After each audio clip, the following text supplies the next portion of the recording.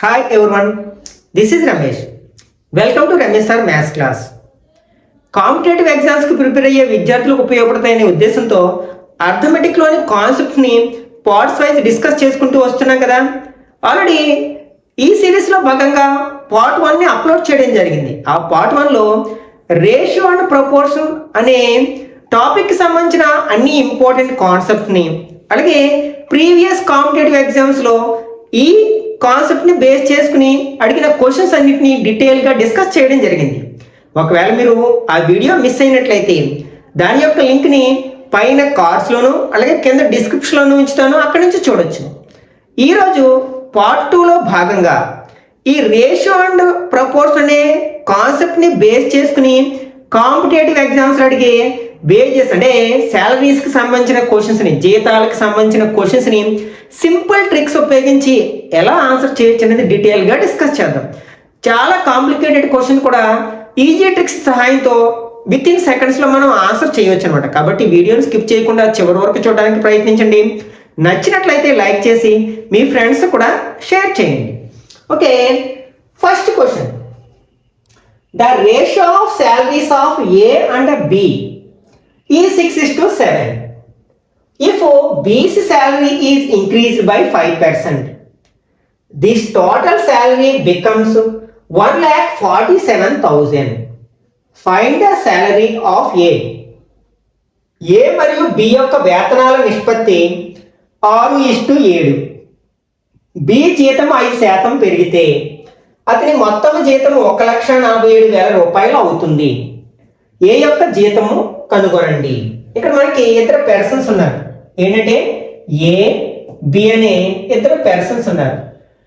వీళ్ళ యొక్క శాలరీస్ మనకి ముఖ్యంగా ఈ టాపిక్ మీద బేస్ చేసుకుని అడిగే కాన్సెప్ట్స్కి మనకి ఎప్పుడైనా సరే ఈ శాలరీ అండ్ ఇందులో మనకి ముఖ్యంగా 3 వర్డ్స్ కనిపిస్తూ ఉంటాయి: salary, expenditure, saving.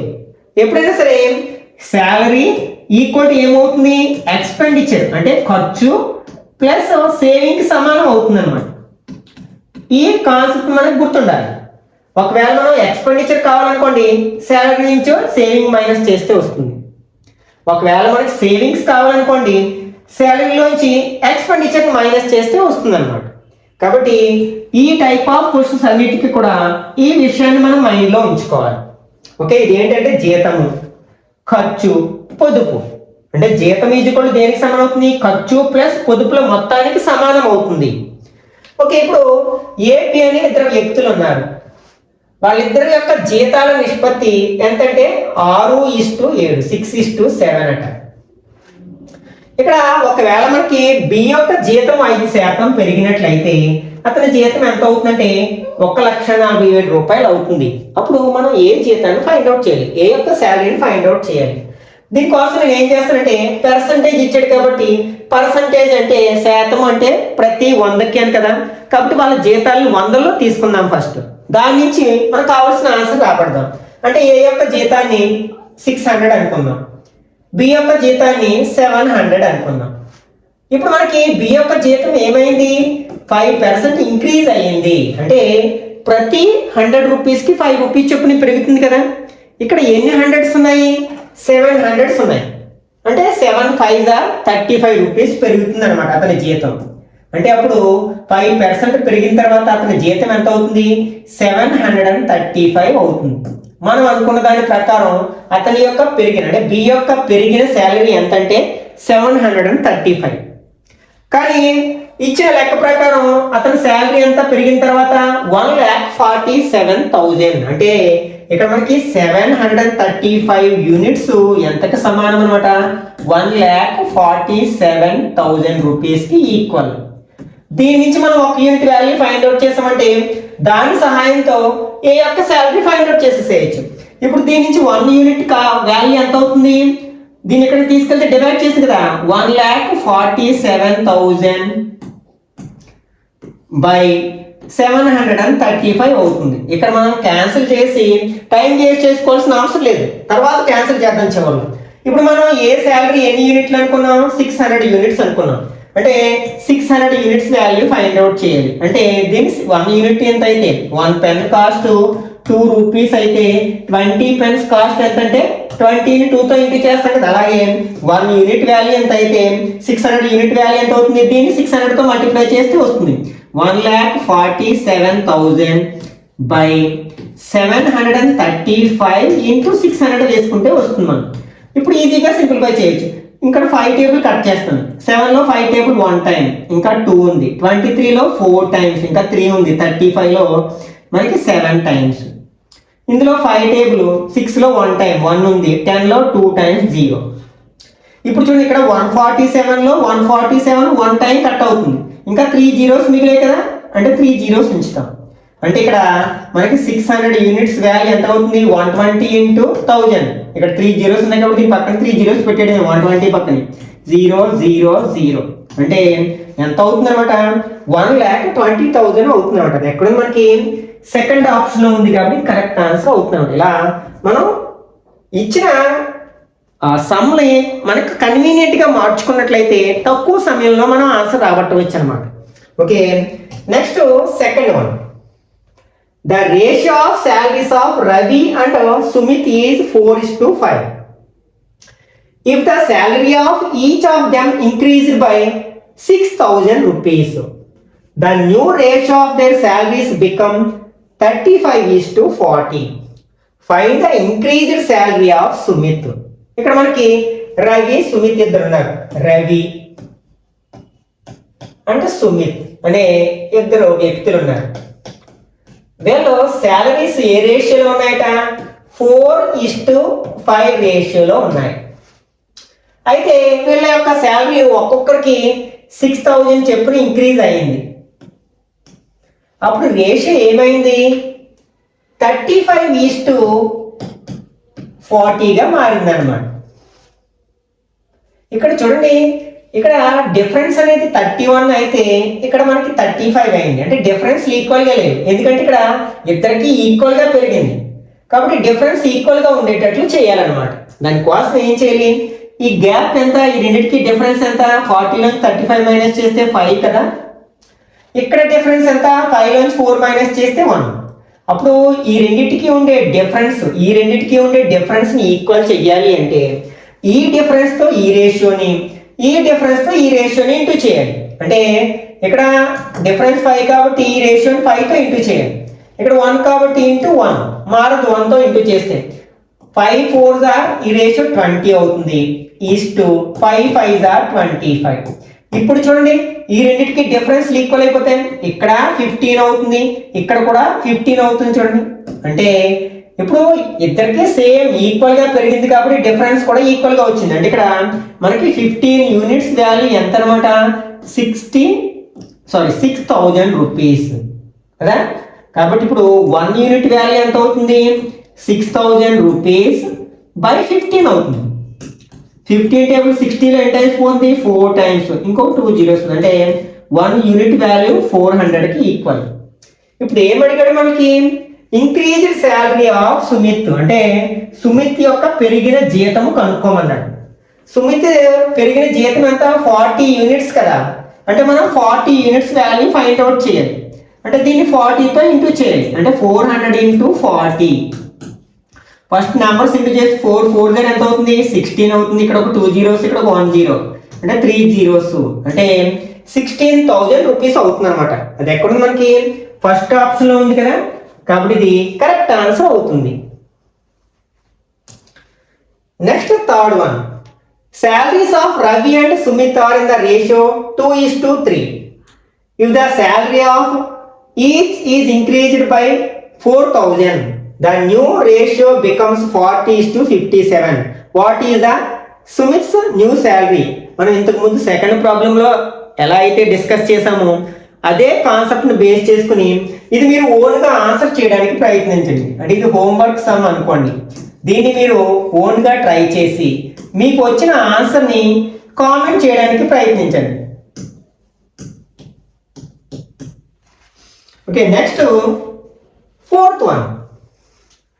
The monthly salary of an officer and a clerk are in the ratio 11:4. If the monthly salary of an officer is increased by 7,000 and that of a clerk by 3,000, the ratio becomes 9:7. What was the officer's starting salary? ఒక అధికారి మరియు clerk యొక్క నెలవారీ జీతాలు 11:4 నిష్పత్తిలో ఉంటాయి. అధికారి నెలవారీ జీతము 7,000 రూపాయలు మరియు క్లర్క్ యొక్క జీతము 3,000 రూపాయలు పెంచితే నిష్పత్తి 19:7 అవుతుంది. అప్పుడు అధికారి ప్రారంభ వేతనం ఎంత? ఇంతకుముందు ప్రాబ్లంలో మనకేంటి ఇంక్రీజ్డ్ సేమ్, అంటే ఇద్దరు జీతాలు కూడా మనకి సేమ్ ఒకే విధంగా పెరిగాయి. 6,000 పెరిగాయి ఇద్దరు జీతాలు, లేకపోతే 4,000 పెరిగాయి. కానీ ఇక్కడ ఇద్దరు డిఫరెంట్గా పెరిగాయి. మొదటి పర్సన్ ఏమో 7,000 రూపాయలు పెరిగితే రెండవ పర్సన్ది 3,000 రూపాయలు పెరిగింది. ఇప్పుడు ఏం చేయాలి? ఇక్కడ మనకి ఒక ఆఫీసర్ ఉన్నాడు అండ్ క్లర్క్. వీళ్ళు శాలరీస్ ఏ రేషియోలో ఉన్నాయి? ఫస్ట్ 11:4 రేషియోలో ఉన్నాయి. నెక్స్ట్ వీళ్ళ ఆఫీసర్దేమో 7,000 రూపీస్ పెరిగింది. నెక్స్ట్ క్లర్క్ది 3,000 రూపీస్ పెరిగింది. అప్పుడు వాళ్ళ శాలరీస్ ఏ రేషియోలోకి మారాయి? 19:7 రేషియోలోకి మారాయి అన్నమాట. ఓకే, ఈ పెరిగిన జీతాన్ని తీసుకొచ్చి నేను కింద రాస్తున్నాను. 7,000, ఇతనేమో 3,000. ఇప్పుడు మీరు ఏం చేస్తారంటే ఇలా క్రాస్గా ఈ రెండింటిని ఇంటూ చేయండి. 11 7s are 77 వస్తుంది. ఇక్కడ 19 4s are ఎంత వస్తుంది? 76 వస్తుంది కదా. ఇప్పుడు ఈ రెండింటికి డిఫరెన్స్ ఎంత? 1 కదా. ఏది పెద్దదైతే అందులోంచి దాన్ని మైనస్ చేస్తాం. 77 నుంచి 76 మైనస్ చేస్తే 1, అంటే 1 యూనిట్ వచ్చింది. ఇక్కడ 1 యూనిట్ వాల్యూ ఎంతకి సమానం అవుతుందంటే ఇట్లా మల్టిప్లై చేయండి, క్రాస్ మల్టిప్లికేషన్. 7 7s are 49, 49,000 ఇది. నెక్స్ట్ 19 3s are 57 కదా, అంటే 57,000.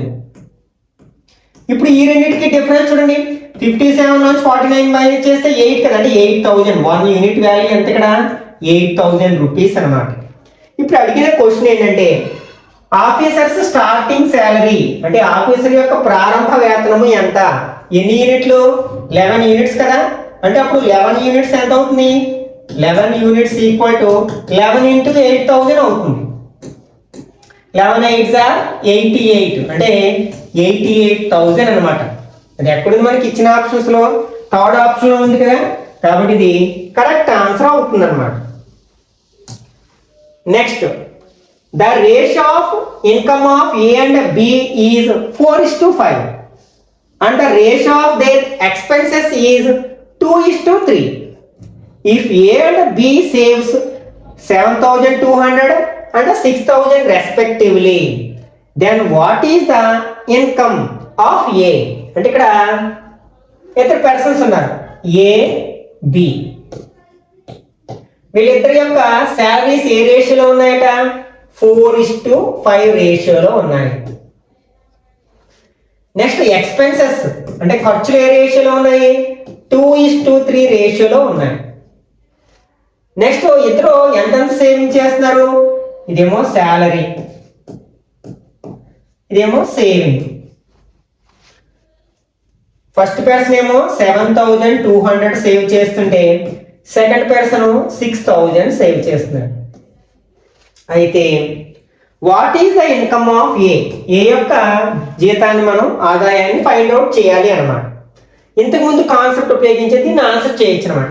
ఇప్పుడు మనం ఇలా మల్టిప్లై చేసినట్లయితే 4 3s are ఎంత అవుతుంది? 12 అవుతుంది. 2 5s are ఎంత అవుతుంది? 10 అవుతుంది. ఇప్పుడు ఈ రెండింటికి డిఫరెన్స్ ఎంత? 2 కదా, అంటే 2 యూనిట్స్ ఈక్వల్ టు, ఇప్పుడు ఇట్లా మల్టిప్లై చేయండి. 3 7200s, అంటే ఇక్కడ 2 zeros ఉన్నాయి. 3 2s are 6, 3 7s are 21, అంటే 21,600. ఇలా మల్టిప్లై చేస్తే 2 6 are 12, అంటే 12,000 వచ్చింది. ఇప్పుడు ఈ రెండింటికి డిఫరెన్స్ మైనస్ చేసామనుకోండి 0 0, 6 నుంచి 0 మైనస్ చేస్తే 6, ఇక్కడ మనకి 1 ఉంది, 1 లోంచి 2 మైనస్ చేయడం, బార్డర్ 11 లోంచి 2 మైనస్ చేస్తే 9, అంటే మనకి 9600 కి సమానం అనమాట 2 యూనిట్స్ వాల్యూ. అప్పుడు 1 యూనిట్ ఎంత అవుతుంది అంటే 9600/2 అవుతుంది. 2 టేబుల్ 9 లో 4 టైమ్స్ 1 ఉంది, 16 లో 8 టైమ్స్ 0 0, అంటే ఇక్కడ 1 యూనిట్ వాల్యూ ఎంత అనమాట 4800 రూపీస్. ఇప్పుడు అడిగిన క్వశ్చన్ ఏంటంటే ఏ యొక్క ఆదాయం ఎంత, ఓకే, ఇన్కమ్ ఎంత అంటున్నాడు అనమాట. ఏ యొక్క ఆదాయం ఎన్ని యూనిట్స్ 4 యూనిట్స్, అంటే అప్పుడు 4 యూనిట్స్ కాస్ట్ ఎంత అవుతుంది వాల్యూ 4 into 4800 అవుతుంది. మల్టిప్లై చేస్తే 0 0, 4 8s are 32, 3 4 4s are 16 plus 3 19,200 అవుతుంది. ఎక్కడ ఉంది మనకి థర్డ్ ఆప్షన్ లో ఉంది కదా, కాబట్టి ఇది కరెక్ట్ ఆన్సర్ అవుతుంది అన్నమాట. Next 6th one, the ratio of salaries of A and B is 4:5 and the ratio of their expenditures is 5:6. If both save 200 and 300 respectively, then what is the salary of A? ఇది మనకి same 5th problem లో concept ని base చేసుకుని చేయొచ్చు. కాబట్టి దీన్ని కూడా మీరు ఆ 5th ప్రాబ్లం నేను ఏ విధంగా చేశాను ఆ విధంగా చేసి మీ ఆన్సర్ ని కామెంట్ చేయడానికి ప్రయత్నించండి. అంటే ఇది హోంవర్క్ సమ్ అనుకోండి. మీ ఆన్సర్ ని కామెంట్ చేయండి. ఓకే, ఒకవేళ మనకి ఇక్కడ శాలరీస్ అండ్ సేవింగ్స్ ఇచ్చి ఎక్స్పెండిచర్స్ ఏ రేషియోలో ఉంటాయి అని అడిగినా కూడా ఇదే కాన్సెప్ట్ ఉపయోగించి కూడా చేయొచ్చు అనమాట. Okay, next 7th question, the ratio of income of A and B is 5:7. A's expenditure is equal to B's saving. If the total expenditure of A and B is 15,750, then what will be their total savings? అంటే A మరియు B యొక్క ఆదాయాల నిష్పత్తి 5:7 అట. A యొక్క ఖర్చు B యొక్క పొదుపుకు సమానము. A మరియు B యొక్క మొత్తం వ్యయం 17,750 అయితే వారి మొత్తం పొదుపు ఎంత? ఇక్కడ A B అనే ఇద్దరు పర్సన్స్ ఉన్నారు. వీళ్ళ ఇన్కమ్ ఏ రేషియోలో ఉంది 5:7 రేషియోలో ఉందన్నమాట. నెక్స్ట్ ఇక్కడ ఇచ్చిన కాన్సెప్ట్ ఏంటంటే ఏసి ఎక్స్పెండిచర్ బీస్ సేవింగ్ ఈక్వల్ అన్నమాట. ఫర్ ఎగ్జాంపుల్ ఇదేమో income, next expenditure and savings, మనకి 3 టర్మ్స్ ఉంటాయి కదా. ఇక్కడ ఏ యొక్క ఎక్స్పెండిచర్ బి యొక్క సేవింగ్ కి ఈక్వల్, అంటే ఇక్కడ ఏ యొక్క ఎక్స్పెండిచర్ ఎక్స్ అనుకున్నాం అనుకోండి, అప్పుడు బి యొక్క సేవింగ్ ఎక్స్ అవుతుంది. ఈ రెండు ఈక్వల్ ఇచ్చారు కదా. ఏ యొక్క ఖర్చు బి యొక్క పొదుపుకు సమానము, కాబట్టి మనం ఏ యొక్క ఎక్స్పెండిచర్ ఎక్స్ అనుకుంటే బి యొక్క పొదుపు ఏమవుతుంది ఎక్స్ అవుతుంది. ఇప్పుడు చూడండి మనకి సేవింగ్ ఎలా వస్తుంది, ఇంతకు ముందు చెప్పుకున్నాం కదా, income or salary, income is equal to expenditure plus saving కదా. ఆదాయము ఈజ్ ఈక్వల్ టు ఖర్చు ప్లస్ పొదుపు. దీన్ని మనం ఎన్ని రకాలుగా రాసుకోవచ్చు.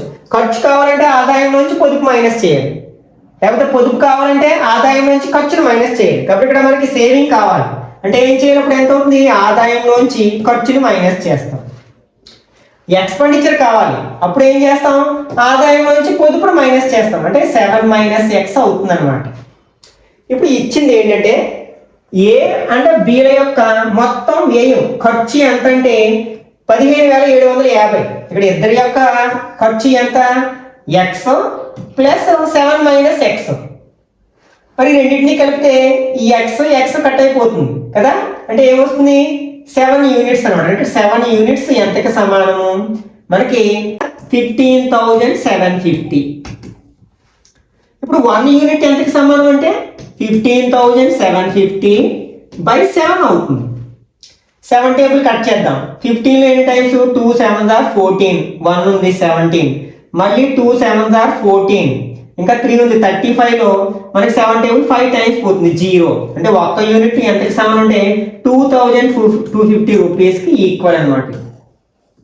ఇప్పుడు ఏం అడిగాడు మనకి, వారి మొత్తం పొదుపులు ఎంత, వాళ్ళ ఇద్దరు సేవింగ్స్ ఎంత ఒకటిదేమో 5 మైనస్ ఎక్స్, ఇంకొకటిదేమో ఎక్స్. యాడ్ చేసామనుకోండి ఎంత వస్తుంది?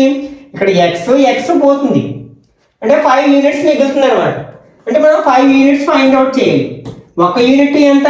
2250. అప్పుడు 5 యూనిట్స్ ఎంత అవుతుందంటే 5 into 2250 అవుతుంది అనమాట.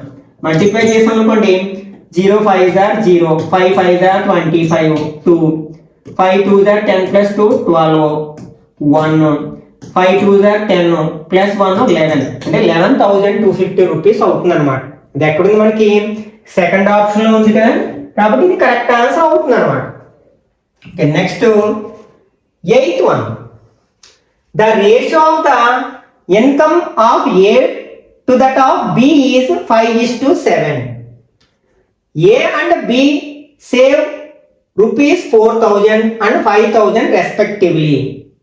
If the expenditure of A is equal to 66 2/3% of the expenditure of B, then the total income of A and B is. ఇక్కడ ఇద్దరు పర్సన్స్ ఉన్నారు, ఏ బి. వాళ్ళ యొక్క ఇన్కమ్స్ కి రేషియో ఎంత అంటే 5:7. నెక్స్ట్ ఒక్కొక్కడు ఎంత సేవింగ్ చేస్తారంటే 4,000. ఏమో 4,000 అంటే బి ఏమో 5,000 రూపీస్ చొప్పున సేవింగ్ చేస్తారన్నమాట. నెక్స్ట్ ఇక్కడ ఇచ్చిన ఏంటంటే, if the expenditure of A is equal to 66 2/3% of expenditure of B, అంటే A యొక్క ఎక్స్పెండిచర్ 66 2/3% ఆఫ్ B కి ఈక్వల్ అనమాట. పర్సెంట్ ఆఫ్, మనం పర్సంటేజ్ ని ఫ్రాక్షన్ లోకి మార్చడం చాలా ఈజీ కదా. అంటే దీన్ని ఎలా రాస్తాం? మనం మిక్స్డ్ ఫ్రాక్షన్, ఇంప్రాపర్ ఫ్రాక్షన్ వచ్చిందండి. 66 into 3 ఎంత అవుతుంది? 198 అవుతుంది కదా. 198 కి 2 యాడ్ చేస్తే 200/3 అవుతుంది, అంటే 200/3% అనమాట. దీన్ని ఇలా ఇచ్చారు మనకి. పర్సంటేజ్ అంటే పర్ ఎవ్రీ 100 కాబట్టి దీన్ని ఫ్రాక్షన్ లోకి మార్చేటప్పుడు 100 తో డివైడ్ చేస్తాం. 2 zeros గెట్స్ క్యాన్సిల్. అంటే మనం 66 2/3 ని ఫ్రాక్షన్ లోకి మార్చినప్పుడు ఎంతకి సమానం అవుతుంది? 2/3 ఆఫ్ బి అనమాట. అంటే ఏ ఈక్వల్ టు 2/3 ఆఫ్ బి అనమాట. ఈ బిని ఇక్కడ తీసుకొస్తే మనకి ఏ బై బి ఈక్వల్ టు 2/3 అవుతుంది. అంటే A:B ఎంత అంటే 2:3. ఇదేంటి? మనకి ఎక్స్పెండిచర్స్ గురించి ఇచ్చిన వివరాలు కదా ఇది. అంటే ఏపీల యొక్క ఖర్చులు ఎక్స్పెండిచర్ ఎంత రేషియోలో ఉన్నాయన్నమాట? 2:3 రేషియోలో ఉన్నాయన్నమాట. అంటే ఇక్కడ ఎక్స్పెండిచర్ 2:3. మనం ఇంతకు ముందు కాన్సెప్ట్ చెప్పుకున్నాం కదా, దాన్ని బేస్ చేసుకున్నప్పుడు ఈజీగా ఆన్సర్ చెప్పొచ్చు అనమాట. ఇప్పుడు ఇట్లా మల్టిప్లై చేసాం అనుకోండి, 5 3s are 15. ఇట్లా మల్టిప్లై చేస్తే 2 7s are 14. 15 నుంచి 14 మైనస్ చేస్తే 1 యూనిట్ అనమాట. 1 యూనిట్ వాల్యూ ఎంతో చూద్దాం ఒకసారి. ఈక్వల్ టు ఇట్లా మల్టిప్లై చేస్తే 3 4s are 12,000 వస్తుంది. ఇట్లా మల్టిప్లై చేస్తే 5 2s are 10,000 వస్తుంది. ఓకే, డిఫరెన్స్ ఎంత? 12 నుంచి 10,000 మైనస్ 2,000 అనమాట. అంటే ఇక్కడ ఒక యూనిట్ వాల్యూ 2,000 రూపీస్ కి సమానం. ఇప్పుడు అడిగింది ఏంటంటే ఏ మరియు బి యొక్క మొత్తం ఆదాయం. ఇలా ఇద్దరి యొక్క ఆదాయం మొత్తం అడిగాడు. ఏదేమో 5 యూనిట్స్, బిదేమో 7 యూనిట్స్. మొత్తం ఎంత? 12 యూనిట్స్ అనమాట. మనం 12 యూనిట్స్ వాల్యూ ఫైండ్ అవుట్ చేయాలి. అంటే 12 into 2,000 అనమాట. 12 2s are 24,000. అంటే ఇద్దరి యొక్క మొత్తం ఆదాయం ఎంత అంటే 24,000 రూపీస్ అనమాట. అది ఎక్కడుంది? మనకి సెకండ్ ఆప్షన్ లో ఉంది కదా, కాబట్టి ఇది కరెక్ట్ ఆన్సర్ అవుతుంది అనమాట. ఓకే, ఇప్పుడు మనం ఈ వీడియోలో డిస్కస్ చేసిన కాన్సెప్ట్ ని బేస్ చేసుకుని ఈ ఇన్కమ్, ఎక్స్పెండిచర్, సేవింగ్స్ సంబంధించిన మరికొన్ని క్వశ్చన్స్ మీరు ఓన్ గా ఆన్సర్ చేయడానికి ప్రయత్నించండి. నెక్స్ట్ పార్ట్ లో ఈ రేషియో అండ్ ప్రపోర్షన్ మీద బేస్ చేసుకుని ఆన్సర్ చేయగలిగే మరొక కాన్సెప్ట్ ని తీసుకుని ప్రాబ్లమ్స్ ని ఆన్సర్ చేయడానికి ప్రయత్నిద్దాం. ఈ వీడియో నచ్చినట్లయితే లైక్ చేయండి, అలాగే మీ ఫ్రెండ్స్ కూడా షేర్ చేయండి. ఇట్లాంటి మరిన్ని వీడియోస్ కోసం ఛానల్ సబ్స్క్రైబ్ చేసుకుని రెగ్యులర్ గా ఫాలో అవ్వండి.